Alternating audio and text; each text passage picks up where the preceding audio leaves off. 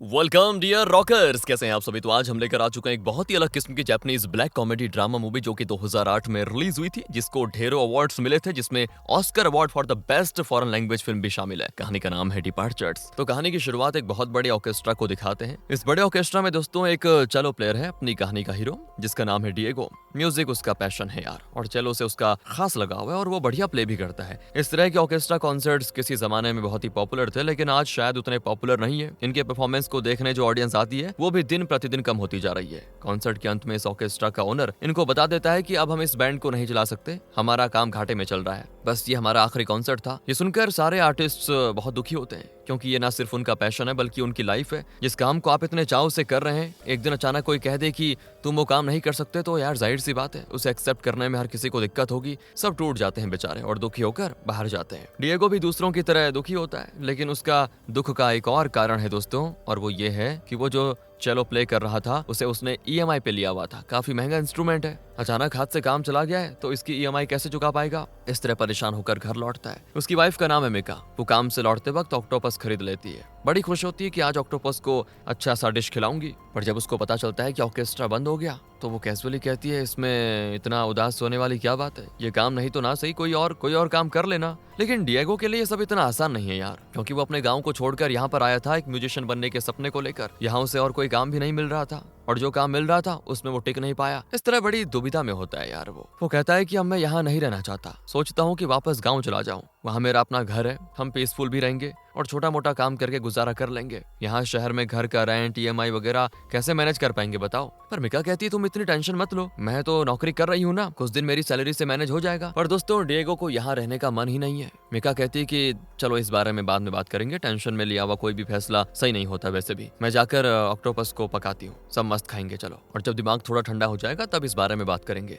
कहकर वो किचन में जाती है, लेकिन चिल्लाने लग जाती है। डिएगो बाहर जाता है तो देखता है कि असल में वो जो ऑक्टोपस खरीद लाई थी ना, वो जिंदा है। ये देखकर इन्हें उसको मार डालने का मन नहीं करता और वो उसको वापस पानी में छोड़ देते हैं। लेकिन बदकिस्मती से इस बीच वो मर गया था, लेकिन वो पानी में जा चुका है, इसलिए उसे वापस लाया भी नहीं जा सकता। अब ये देखकर किसी को भी लगेगा कि इसे पानी में वापस छोड़ने के बजाय पकाकर ही खा लेते। लेकिन डिएगो को कुछ और ही लगता है। उसे लगता है कि मैं जो भी कोशिश करता हूँ बिल्कुल उसका उल्टा ही होता है। नौकरी ढूंढी तो ढंग की नौकरी नहीं मिली, ऑर्केस्ट्रा ज्वाइन किया तो 2 महीने के अंदर वो भी बंद हो गया। इस पॉइंट पर डिएगो फैसला करता है कि हम वापस गांव चले जाएंगे, बस फाइनल। इस बार मिका भी मना नहीं करती और तुरंत मान जाती है, क्योंकि वो डिएगो का दिल समझ जाती है कि उसको क्या दिक्कतें हो रही है और वो फोर्स नहीं करना चाहती। डिएगो पूछता है, क्या सच में तुम्हें कोई एतराज नहीं है ना, तुम्हारी नौकरी का क्या होगा। तो मिका कहती है वो सब मुझ पे छोड़ दो, वहाँ गाँव में कोई काम ले लूंगी मैं, मुझे पक्का यकीन है कि तुम जो भी फैसला लोगे सही होगा। फिर डिएगो अपना चेलो ले जाकर उसी दुकान में लौटा देता है जहाँ से उसने ईएमआई पे खरीदा था। अगले सीन में दोस्तों डिएगो और मिका डिएगो के गांव में होते हैं। यहाँ डिएगो का घर है और थोड़ी दूर पर एक छोटी सी नदी भी। डिएगो की माँ इस घर में रहा करती थी, लेकिन 2 साल पहले उनका देहांत हो गया। तब भी डिएगो यहाँ पे नहीं आ पाया।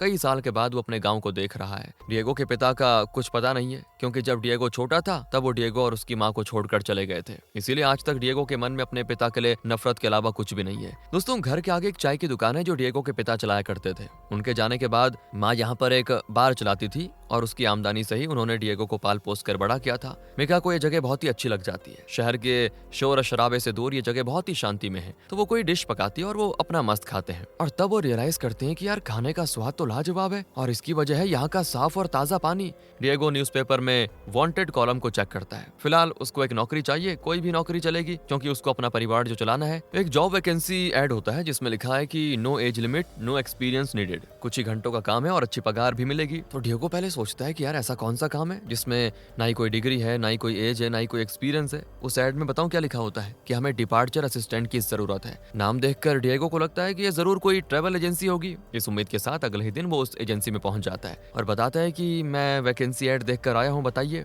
तो वहां पर एक औरत होती है जिसका नाम है यूरिको। वो पहले डिएगो को अंदर बैठाती है और कहती है थोड़ी देर में एजेंसी के ओनर मिस्टर केन आ जाएंगे। डिएगो को पहले ये जगह बहुत अजीब लगती है, क्योंकि होता ही है यार, आदमी सेंस कर लेता है कि जगह कैसी है। वो यूरिको से पूछता है कि वैसे यहाँ पे काम क्या होता है। तो वो कहती है क्या आपको बताया नहीं गया कि काम क्या है। डिएगो कहता है नहीं तो, मुझे लगा कोई ट्रैवल एजेंसी या टूर एजेंसी है। तो इस पर यूरिको स्माइल करती है और कहती है केन आकर तुम्हें सब बता देंगे। थोड़ी देर में दोस्तों केन आ जाता है। तो डिएगो उसको अपना रिज्यूमे देता है पहले, लेकिन वो उसको साइड में रखकर पूछता है काम चाहे जो भी हो, क्या तुम उसको पूरी लगन के साथ पूरा दिल लगाकर करने को तैयार हो डिएगो? डिएगो कहता है कि हाँ सर, जान लगा दूंगा मैं। तो केन कहता है कि वेरी गुड, तुम कल से ही काम पे आ जाना। तो डिएगो चौंक कर पूछता है कि बस सर, इतना ही था क्या इंटरव्यू? केन कहता है कि बिल्कुल इतना ही। वैसे सर ये तो बताइए काम क्या करना होगा, पगार कितनी मिलेगी? केन 5 उंगलियां दिखाता है। ओ, आपका मतलब 5,000 येन, राइट सर? केन कहता है नहीं तो फिर 50,000। केन कहता है कि नहीं। अरे सर, तो क्या 5 लाख देंगे? वो कहता है कि हाँ। और डिएगो बिल्कुल बौखला जाता है कि बड़े बड़े शहरों में इतनी पगार नहीं मिलती, तो आप किस काम के बदले मुझे 5 लाख देंगे? तब केन बताता है कि जब कोई मर जाता है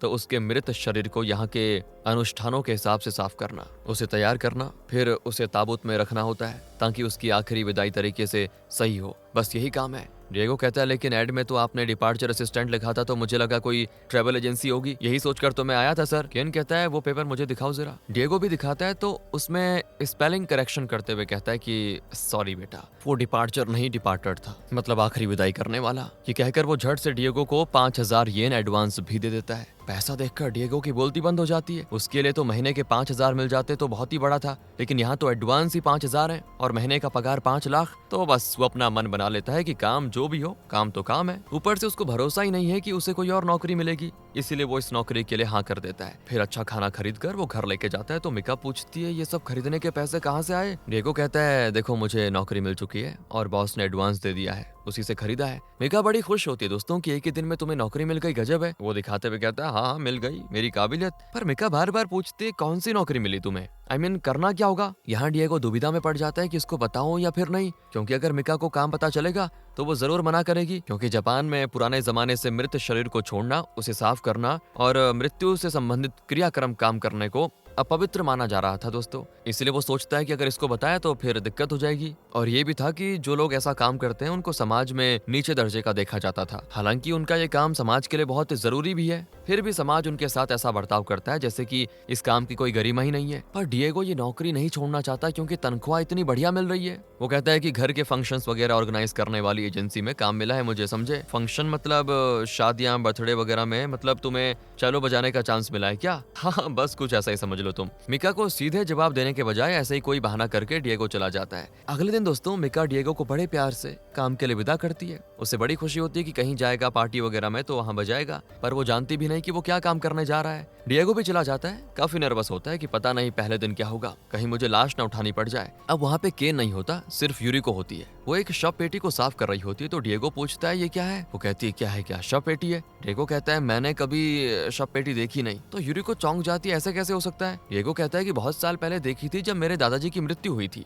बस इसीलिए मुझे याद नहीं है ज्यादा। इस पर यूरिको कहती है कि फिक्र मत करो, अब तो तुम रोज शव पेटी देखोगे, बस आदत डाल लो इसकी। वैसे फिलहाल तो मौत का सीजन नहीं है, जाड़े के मौसम में हमारा अच्छा खासा बिजनेस चलता है, क्योंकि बड़े बुजुर्ग ठंड के हमारे दम तोड़ देते हैं और हमें कई ऑर्डर्स मिलते हैं। दोनों मिलकर इस तरह काम करते हैं दोस्तों। और तब कैन कॉल करके डिएगो को एक जगह बुलाता है। डिएगो डर डर के जाता है क्योंकि उसको लाश, मौत, इन सब चीजों से बड़ी घबराहट होती है। पर वहां पर पता चलता है कि केन अपनी एजेंसी के लिए एड शूट कर रहा है, जिसमें वो डेमो देगा कि मृत शरीर को वो किस तरह साफ करता है और कैसे तैयार करता है और किस तरह के क्रियाकर्म करके उसे शव पेटी में रखकर फ्यूनरल के लिए भेजा जाता है। डिएगो पूछता है तो यहाँ पे मुझे क्या करना होगा? और तब कैन एक औरत को इशारा करता है और वो डिएगो को अलग ले जाती है। फिर अगले सीन में पता चलता है कि डिएगो को एक डायपर पहनाया गया है। असल में इस एड में उसे शव बनना है दोस्तों, और कैन उसकी बॉडी को शव मानकर साफ करके दिखाएगा और दूसरे क्रियाक्रम करके डेमो देगा कि हम ऐसे ऐसे करते हैं। अब और कोई रास्ता ना पाकर डिएगो भी जाकर लेट जाता है, तो केन उसको मृत शरीर बनाकर उसे साफ करने लग जाता है। डिएगो को गुदगुदी होती है और एक पॉइंट पर केन शेव करने जाता है तो गलती से ब्लेड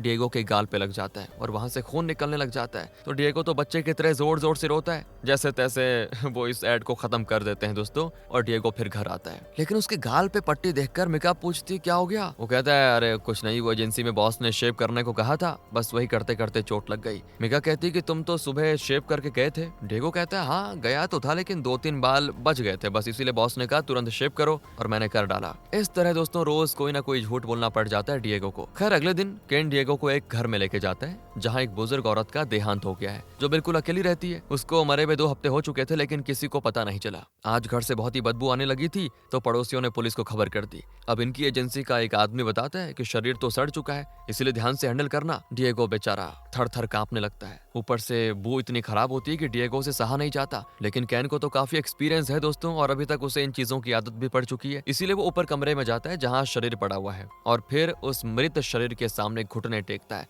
और यहाँ पे लगता है कि शायद वो एक मृत इंसान को भगवान का दर्जा देता है। डिएगो नाक बंद करके अंदर आता है पहले। दूसरी ओर केन ना ही उस सड़ते हुए शरीर को घिनौना मानता है और ना ही उसे गंदा या अपवित्र मानता है। पहले तो वो कोई पूजा करता है, फिर डिएगो से कहता है कि इनके पैरों को पकड़ो। डिएगो भी पकड़ता है, लेकिन उसे घिन के मारे उल्टी आने वाली होती है। तभी केन झट से उसको डांट देता है कि ऐसे काम करोगे क्या। फिर केन खुद ही उस शरीर को साफ करके तैयार करता है और सारे क्रियाक्रम पूरे कर देता है। लेकिन डिएगो दोस्तों एकदम शॉक में बैठ जाता है। आज के काम के लिए केन डिएगो को पैसे देता है। वो भी जानता है कि इस काम में पहला दिन बहुत मुश्किल होता है, इसीलिए ज्यादा कुछ नहीं बोलता डिएगो को। वो कहता है कि अगर तुम्हारी तबीयत ठीक नहीं है तो एक काम करो, 1-2 दिन की छुट्टी ले लो, मगर पगार में से पैसे नहीं काटूंगा, तुम इसकी चिंता मत करना। अब डिएगो भी पैसे लेकर घर आ जाता है। उसे नहीं लगता कि वो ये काम कभी कर पाएगा ज्यादा। वो बस में घर आता है, लेकिन बस में कुछ लड़कियां उससे दूर जाकर बैठ जाती हैं। ओह, तब वो रियलाइज करता है कि उसके शरीर से बदबू आ रही है दोस्तों। अब वो अगले स्टॉप में उतर जाता है और एक पब्लिक बाथरूम में जाता है, जो कि डिएगो के बचपन का दोस्त जिसका नाम तकीशो है,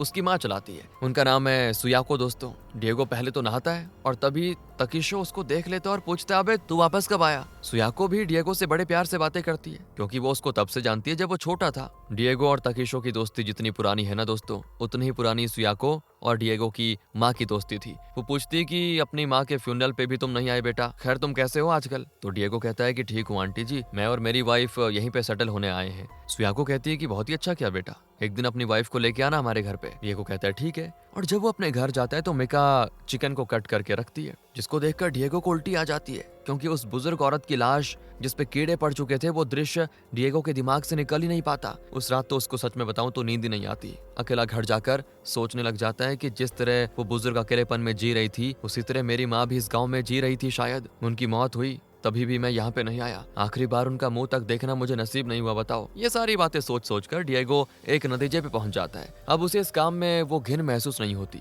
और वो अपने इस काम को पवित्र मानने लग जाता है, क्योंकि वो अपनी माँ का अंतिम संस्कार नहीं कर पाया ना, पर अब उसे दूसरों का अंतिम संस्कार करने का मौका मिला है। वो समझ जाता है दोस्तों कि समाज भले ही इस काम को घिनौना समझे, लेकिन उसे इस काम में मन की शांति मिलेगी। डिएगो के घर में एक पुराना चेलो होता है जिसमें एक गोल कंकड़ है, तो वो उसको बजाने लग जाता है। तो उसे अपने बचपन की याद आ जाती है, जब वो अपने पापा के सामने चेलो बजाया करता था। एक दिन इसी नदी के किनारे डिएगो ने कई तरह के खूबसूरत कंकड़ देखे और उसने एक छोटा सा कंकड़ उठाकर अपने पापा को दिया था, पर पापा का चेहरा भी उसको अब याद नहीं है। तब पापा ने उसको एक बड़ा कंकड़ दिया था, और ये महज कंकड़ नहीं थे दोस्तों, बल्कि यादें थी जो बाप और बेटे ने एक दूसरे को दे रखी थी। पापा का दिया हुआ कंकड़ डिएगो ने अपने चेलो में रखा था, और अब अगले दिन डिएगो उस नदी के किनारे बैठकर सोच में पड़ जाता है कि एक बहुत नामी चेलो प्लेयर बनने के लिए वो गाँव छोड़कर शहर भागा था। उसे अपने पापा से भी नफरत थी, अपनी माँ की मौत पे भी वो नहीं आ पाया। इस तरह वो सोच रहा होता है, और तभी कैन की कार आ जाती है। पूछता है कि क्यों बेटा, थोड़ा काम कर ले। डिएगो कहता है कि हाँ बिल्कुल। तो दोनों एक घर में जाते हैं जहाँ पे एक औरत की मौत हो गई है। इनके जाने में थोड़ी देरी हो गई थी।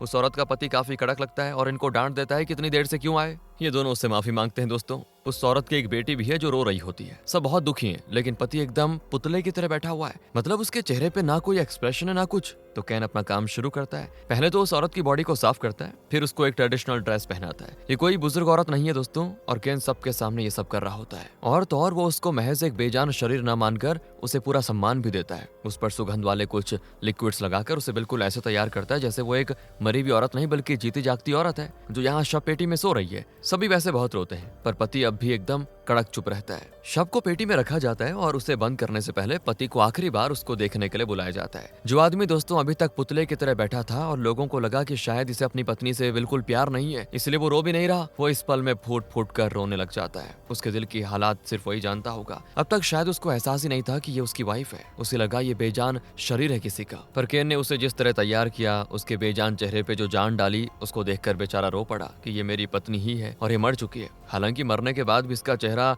इतना रोशन है जैसे कि वो जिंदा हो, बस सो रही हो ऐसा लग रहा है। जब दिल में ऐसी कश्मकश चले तो इंसान फूट कर रोए, नहीं तो क्या करे। केन और डिएगो सारा क्रियाक्रम करके वहां से निकल रहे होते हैं और तब पति भाग कर आता है और इनसे माफी मांगता है कि लेट आने की वजह से मैंने आपको डांटा, उसके लिए माफ कर दीजिए। वो केन को और पैसे देता है और कहता है कि आपने आज जो किया ना, उसके लिए मैं उम्र भर आपका शुक्रगुजार रहूंगा। अब मरते दम तक मुझे अपनी पत्नी का ये खूबसूरत चेहरा जिसे आपने सजाया था वो याद रहेगा। दोस्तों, पत्नी के मरने का उसे दुख भी है, लेकिन फिर भी केन के काम से उसे सुकून मिला। ये सब देखकर डिएगो का दिल पिघल सा जाता है और वो इस काम की अहमियत और गरिमा को समझ जाता है और फैसला कर लेता है कि ये तो सम्मान का काम है। इसके बाद डिएगो जल्दी काम सीख जाता है और कई सारे मृत लोगों के शरीर को शव पेटी में रखने के लिए तैयार हो जाता है और उनका क्रियाक्रम बढ़िया तरीके से करता है। एक दिन दोस्तों वो मिका को सुयाको से मिलने लेके जाता है। उसने कहा था ना सुयाको ने एक दिन कि मिका को लेके आना घर पर। दोनों आपस में काफी घुल मिल जाती हैं। सुयाको मिका को बताती है कि हम कई सालों से ये पब्लिक बाथरूम चला रहे हैं। मेरे पति के गुजर जाने के बाद मैं और तकीशो इसे मैनेज करते हैं।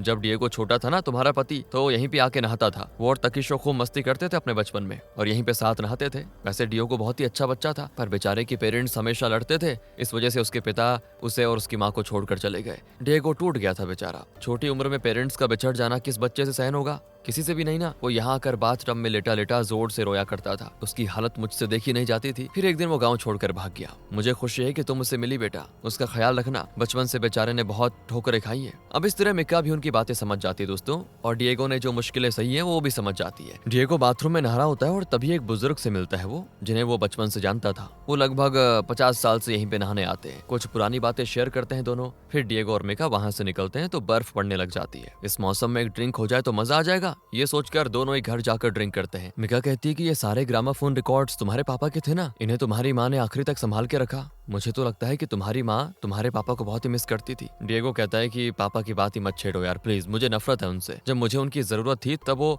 सब कुछ छोड़ छाड़ कर भाग गए। इसके बाद ये दोनों थोड़े रोमांटिक होते हैं और अगले सीन में डिएगो बाहर सीढ़ियों पे बैठा फोन पे बातें कर रहा होता है। दरअसल यूरिको ने उसे कॉल किया था क्योंकि टाउन के एक होटल में एक आदमी ने खुदकुशी कर ली थी। पुलिस ने अपना काम पूरा कर लिया था, इसलिए उसकी बॉडी को तैयार करके उसका क्रियाक्रम करना है। केन दूसरे शहर गया हुआ है, इसलिए यूरिको ने डिएगो को कॉल किया। वो पूछती है क्या तुम अकेले कर लोगे ना? तो डिएगो थोड़ा नर्वस जरूर होता है लेकिन मान जाता है। फिर मिका को बिना बताए वो तैयार होकर चला जाता है दोस्तों। पर मिका सो नहीं रही थी। वो देख लेती कि डिएगो किसी से बात कर रहा था और अब कहीं जा रहा है। अगले दिन मिका हमेशा की तरह डिएगो को काम के लिए विदा करती है, लेकिन उसको डिएगो पे शक हो जाता है कि कल वो कहाँ गया था। डिएगो ऑफिस जाता है तो वहाँ पे यूरिको बताती है कल तुमने यार कमाल का काम किया था, पुलिस ने खुद तुम्हारी बहुत तारीफ की थी, तुम बहुत ही जल्दी काम सीख गए। डिएगो को भी दोस्तों बड़ी खुशी होती है। पूछता है कि वैसे तुम इस एजेंसी में कैसे आई? तब यूरिको बताती है कि मैं दूसरे शहर से यहाँ काम की तलाश में आई थी। यहाँ एक बार में मुझे काम भी मिला था, लेकिन एक दिन उस बार का ओनर चल बसा और उसका क्रियाक्रम करने के लिए मिस्टर कैन आए। और दोस्तों उसके बाद तो बार तो दोबारा खुलने से रहा क्योंकि उसका ओनर मर गया था। इसीलिए यूरिको ने केन से नौकरी मांगी तो केन ने उसे अपने ऑफिस में काम पे रख लिया। और अब यहाँ ये सुनने के बाद डिएगो घर जाता है तो तकीशो को देखता है। वो डिएगो को देखते तकीशो अपनी वाइफ और बच्चे को किसी बहाने की वजह से वहां से भेज देता है। पर डिएगो से अकेले में कहता है कि तुम्हें करने को कोई और नौकरी नहीं मिली थी क्या, जो लाशों को तैयार करने, सजाने और क्रियाक्रम का काम कर रहे हो? उस घिनौने काम को छोड़ दो और कोई ढंग की नौकरी पकड़ो। डिएगो समझ नहीं पाता कि इसे उसके काम के बारे में कैसे पता चला, मतलब तकीशो को। वो घर आता है तो मिका भी गुस्से में बैठी होती है। लगता है दोस्तों उसको भी पता चल चुका है। दरअसल उस दिन केन ने डिएगो को शव बनाकर जो एड शूट किया था ना, वो टीवी पे चल रहा होता है। वही देखकर मिका और तकीशो को डिएगो के काम के बारे में पता चला। मिका बड़ा गुस्सा करती है कि इतने दिन से तुम यही काम करने जाते थे ना, और वो भी मुझसे झूठ बोलकर। प्लीज डिएगो मेरी बात मानो, ये काम छोड़ दो। तुम्हें शर्म नहीं आई क्या ऐसा काम करते हुए? डिएगो कहता है कि इसमें शर्माने की क्या बात है, ये तो पुण्य का काम है। कल को मैं मरूंगा, तुम मरोगी, हम सब मरने वाले हैं, और हमारे मरने के बाद हमारे शरीर को भी तो कोई इस तरह साफ करके क्रियाक्रम करेगा ना। बोलो, सोचो अगर तब कोई इसको घिनौना और नीच काम समझकर इस काम को करने से इनकार कर दे तो हमारा क्या होगा? हमारी लाशें तो सड़कर पड़ी रहेंगी, कीड़े पड़ जाएंगे उस पे। तो अमिका कहती है कि इसका ये मतलब तो नहीं कि हम ही वो काम कर लेंगे। इतने दिन यही काम करके तुम मेरे पास सोते थे, ये सोचकर अब मुझे घिन आती है। लेकिन दोस्तों डिएगो को भी गुस्सा आ जाता है कि कैसी बातें कर रही है मिका। तभी मिका कहती है कि तुम्हारी मर्जी के हिसाब से आज तक मैं चलती आ रही थी। तुमने कहा शहर छोड़कर गांव आ जाओ तो मैं आ गई। मैंने कभी तुम्हारी किसी बात पे रोक टोक नहीं लगाई, हमेशा वही किया जो तुम चाहते थे। लेकिन प्लीज इस बार तो तुम्हें मेरी बात सुननी ही पड़ेगी। पर डिएगो नहीं मानता। तो मिका कहती ठीक है, करो जो करना है तुम्हें, लेकिन मैं तुम्हारे साथ अब रहूंगी नहीं, अपनी माँ के घर जा रही हूँ, कहकर वो जाने लग जाती है। डिएगो उसका हाथ पैर पकड़कर विनती करता है कि प्लीज मत जाओ, लेकिन वो चिल्लाती है कि छोड़ो मुझे, जब तुम ये घटिया काम छोड़ दोगे तब मुझे लेने के लिए आ जाना, वरना नहीं। बेचारा डिएगो बहुत दुखी हो जाता है कि मिका भी समझ नहीं पा रही है मुझे। मिका अपनी माँ के घर चली जाती है और यहाँ डिएगो अपना काम पूरी लगन से करता है दोस्तों। उसे ये काम करके शांति मिलती है। अब एक दिन की बात है, डिएगो एक जवान लड़की का क्रियाक्रम करने जाता है। दरअसल वो अपने प्रेमी के साथ बाइक पर गई थी और जब एक्सीडेंट हुआ तो मर गई, पर उसका प्रेमी जिंदा बच गया था और वो भी आया होता है। उसे भी थोड़ी चोटें आई होती हैं। उस लड़की के पेरेंट्स लड़के को बहुत ताने मारते हैं कि तुम्हारी वजह से हमारी बेटी मर गई। और तब एक रिश्तेदार डिएगो की ओर इशारा करते हुए उस लड़के पे चिल्लाता है कि तुम्हें तो ऐसा ही नीच काम मिले मेरी बला से। इस तरह वो डिएगो के काम का अपमान करता है। डिएगो को बहुत हर्ट होता है कि ये कैसे लोग हैं जो मरे हुए इंसान के शरीर को इस तरह तैयार भी करना चाहते हैं लेकिन उस काम को नीचा और गंदा मानते हैं। बताओ, डिएगो मायूस हो जाता है दोस्तों, क्योंकि एक तो इस काम की वजह से मिका उसको छोड़कर चली गई, ऊपर से आए दिन उसे इस तरह से अपमान झेलना पड़ जाता है। वो सीधे ऑफिस जाकर यूरिको से कहता है कि मैं ये काम छोड़ रहा हूँ। वो कहती है कि अरे तुम तो बहुत अच्छा काम कर रहे हो डिएगो, और पैसे भी काफी कमा रहे हो, नौकरी मत छोड़ो। लेकिन वो नहीं मानता, तो वो कहती कि ठीक है, केन ऊपर है, तुम उन्हें खुद बता दो। डिएगो भी चाहता है, तो केन उसे बड़े प्यार से बैठाता है और खाने को कुछ देता है। उसके पीछे एक फोटो होती है दोस्तों, जिसमें उसकी स्वर्गवासी पत्नी है। केन बताता है कि 9 साल पहले मेरी वाइफ चल बसी, उसकी बॉडी को मैंने साफ किया और उसे शव पेटी में रखकर उसका क्रियाक्रम भी किया। वही थी मेरी शुरुआत। उसके बाद मैंने ये एजेंसी शुरू की। इसे मैं एक बिजनेस नहीं समझता, बल्कि एक सेवा मानकर कर रहा हूँ। पति पत्नी में से जो पहले गुजर जाता है वो खुश नसीब होता है डिएगो, और जो जिंदा बच जाता है ना, उसे दुनिया भर के दुख झेलने पड़ जाते हैं। उस दुख को थोड़ा कम करने में अगर हम कुछ कर सके ना, तो उससे ज्यादा पुण्य का काम कुछ क्या ही हो सकता है बताओ। इसीलिए मैंने ये काम करने का फैसला किया था, और मुझे काम करके शांति मिलती है, बस इसीलिए कर रहा हूँ। लोग चाहे कुछ भी कह ले, अगर तुम्हें ये काम पसंद है तो जरूर इसे करो यार, अगर पसंद ना है तो मत करो, लेकिन हाँ, महज लोगों के तानों से डरकर तुम ये काम मत छोड़ो। डिएगो को लगता है जैसे केन ने उसकी आंखें खोल दी हो। वो इस काम को जारी रखने का फैसला कर लेता है। अगली बार डिएगो केन के सामने एक मृत लड़की को तैयार करता है। डिएगो को बहुत ही निष्ठा से काम करता देखकर केन को खुशी होती है। दरअसल जिसकी मौत हुई है, जन्म से वो लड़का था, लेकिन बाद में उसे एहसास हुआ कि वो खुद को लड़की महसूस करती है। इसलिए डिएगो उसको एक लड़की की तरह तैयार करता है और आखिर में उसे शव पेटी में रखा जाता है। काम खत्म करके वो जाने वाले होते हैं, तो उस लड़की का पिता बहुत रोता है कि जब मुझे पता चला कि मेरा बेटा खुद को लड़की मानता है, तो मैंने उसे मारकर घर से निकाल दिया। कई साल से मैंने उसका मुंह तक नहीं देखा, लेकिन आखिर में सिर्फ उसकी लाश घर लौटी। पता नहीं इस दुनिया ने मेरे बच्चे पर क्या जुल्म ढाए कि वो मर गया।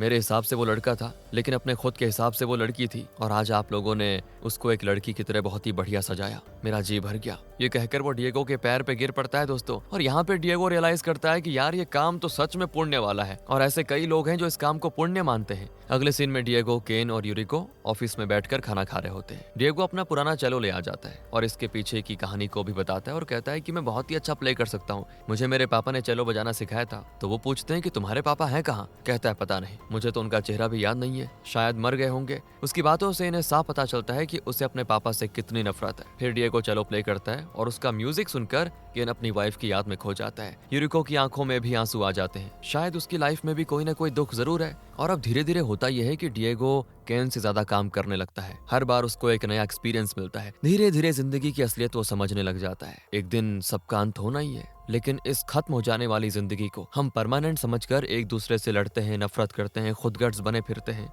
एक दिन डिएगो काम के बाद घर जाता है ना, तो मिका आई होती है। वो बहुत खुश होती है और बताती है मैं प्रेग्नेंट हूँ। सुनकर डिएगो भी बहुत खुश होता है। मिका कहती है कि कम से कम हमारे बच्चे की खातिर तो तुम ये काम छोड़ ही सकते हो ना प्लीज। जब हमारा बच्चा बड़ा होगा तो लोग तुम्हारे काम की वजह से उसको ताने मारेंगे, सोचो हमारा बच्चा कितना इंसल्टेड फील करेगा। इस तरह वो डिएगो को इमोशनली कन्विंस करने की कोशिश करती है। और दोस्तों तभी उसको एक कॉल आता है कि उसके बचपन के फ्रेंड तकिशो की माँ सुयाको चल बसी। ये जानकर दोनों बहुत दुखी होते हैं। अगले सीन में दोनों ही सुयाको के घर पे पहुंच जाते हैं, जहाँ उनका बेटा तकिशो भी होता है। केन पहले से वहाँ पे आ चुका था। तकिशो बहुत रो रहा होता है दोस्तों। वो डिएगो को एक नजर देखता है और उसी पल वो रियलाइज कर लेता है कि उस दिन उसने डिएगो के काम को कितना नीचा समझा और उसे नौकरी छोड़ देने को कहा, लेकिन आज उसकी माँ के मृत शरीर को साफ करने और उन्हें तैयार करके शव पेटी में रखने के लिए उसे डिएगो की ही जरूरत पड़ी। सुयाको डिएगो के लिए भी माँ समान थी दोस्तों, और उनके शरीर को शव पेटी में रखने के लिए वो उनकी बॉडी को साफ करके तैयार करता है। इस तरह बॉडी को तैयार करने वाले को मोर्टिशियन कहा जाता है, और उस काम को इस सीन में पूरी तरह दिखाया जाता है दोस्तों। फिर डिएगो ने कपड़े पहनाता है, और नए कपड़े पहनाने के बाद वो बहुत ही धीरे से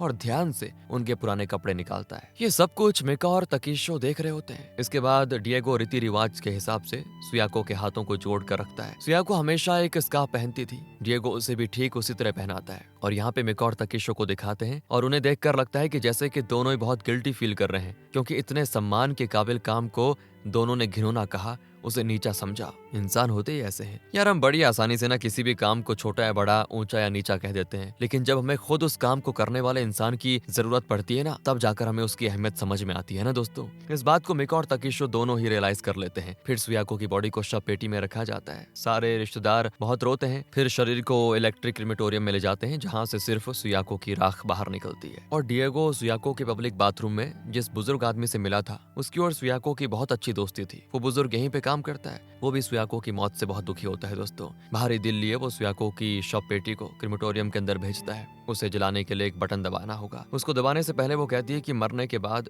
इंसान इस दुनिया से निकलकर शायद किसी दूसरी दुनिया में चले जाते होंगे। इस दुनिया और उस दुनिया के बीच का मैं महज एक द्वारपाल हूँ। मैं सुयाको को बहुत मिस करूंगा। ये कहते हुए वो आखिर उस बटन को दबा देता है। सब बहुत इमोशनल होते हैं यार। पर अब मिका को डियागो के काम पे गर्व महसूस होता है दोस्तों, और वो उसे एक्सेप्ट कर लेती है। कुछ महीने के बाद दिखाते हैं तो डियागो मिका को लेकर उसी नदी के पास आता है जहाँ वो बचपन में अपने परिवार के साथ जाता था। डिएगो कहता है कि देखो, बचपन में मैंने अपने पापा को एक कंकड़ दिया था और बदले में उन्होंने भी मुझे यादगार के तौर पर एक कंकड़ दिया। मैंने उनका दिया हुआ कंकड़ संभाल के रखा हुआ है, लेकिन पापा मुझे छोड़कर चले गए। जरूर उन्होंने दूसरी शादी कर ली होगी, शायद उनकी औलाद भी होगी। एक और डिएगो को पापा से नफरत है दोस्तों, लेकिन दूसरी ओर प्यार भी है शायद, इसीलिए वो उनको याद कर रहा है। अब एक दिन की बात है जब डिएगो काम पे गया होता है तो घर पर एक लेटर आता है। मिका उसे पढ़ती है तो पता चलता है कि डिएगो के पापा गुजर गए हैं और डिएगो को उनके फ्यूनरल के लिए बुलाया जाता है। अब मिका डिएगो को फोन करती है, लेकिन फोन तो घर पे छूटा हुआ है उसका। तो मिका ने ऑफिस कॉल करके यूरिको को खबर कर दी थी, और जब यूरिको डिएगो को बताती है कि तुम्हारे पापा गुजर गए, तुम्हें उनके फ्यूनरल में बुलाया गया है, तो डिएगो कहता है कि मैं क्यों जाऊं, वो मेरे कुछ नहीं लगते। इतने में मिका फिर कॉल करती है और डिएगो से कहती है कि मैं तुम्हारे ऑफिस आ रही हूँ, हम दोनों जाकर आखिरी बार तुम्हारे पापा को देख आते हैं, चलो। पर डिएगो कहता है कि उनके दूसरे बच्चे भी तो होंगे,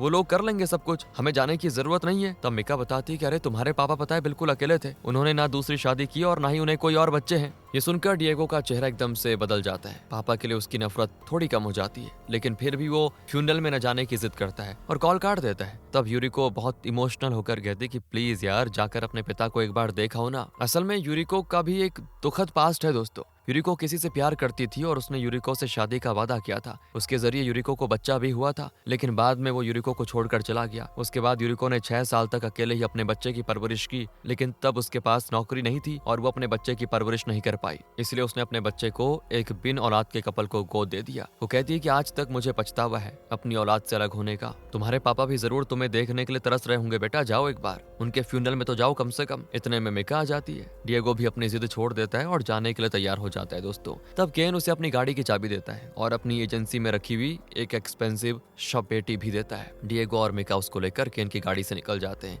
आखिर डिएगो और मिका पहुंच जाते हैं डिएगो के पापा के घर पे। वहाँ पे एक आदमी होता है जो पापा के आखिरी दिनों में उनकी देखभाल करता था। वो बताता है कि 30 साल पहले तुम्हारी माँ को छोड़कर वो यहाँ पर आ गए थे, लेकिन वो इतने साल अकेले ही रहे। पर हाँ, वो हमेशा अपने परिवार का जिक्र करते रहते थे, खासकर अपने बेटे का। ये सुनकर अब जाकर डिएगो को लगता है कि शायद मैंने ही पापा को समझने की कोशिश नहीं की, उनसे नफरत करके मैंने गलती कर दी। वो आदमी कहता है कि थोड़ी देर में फ्यूनरल करवाने के लिए कुछ लोग आएंगे, आप लोग जरा इंतजार कीजिए। कुछ देर के बाद फ्यूनरल करने वाली टीम आ जाती है और वो जल्दी से पापा के शरीर को उठाकर शव पेटी में रखने वाले होते हैं। ठीक से क्रियाक्रम भी नहीं करते तो डिएगो उन पे भड़क जाता है। तो वो कहते हैं कि सुनिए, ये हमारा काम है, हमें अपने ढंग से करने दीजिए, आप थोड़ा साइड हटिए। ये कहकर वो शरीर को झट से उठाने लग जाते हैं। तो डिएगो से रहा नहीं जाता और वो जाकर उनको रोक लेता है और तब मिका उनको बताती है कि ये भी यही काम करते हैं। फिर डिएगो खुद ही अपने पापा के शरीर को साफ करता है। पापा का हाथ बंद होता है और डिएगो उसे खोल ही नहीं पाता। बड़ी मुश्किल से उनकी मुट्ठी खोलता है और उनके हाथ से एक छोटा सा कंकड़ गिरता है। बचपन में डिएगो ने उस नदी के किनारे जो पत्थर उठाकर पापा को दिया था, ये वही पत्थर है दोस्तों।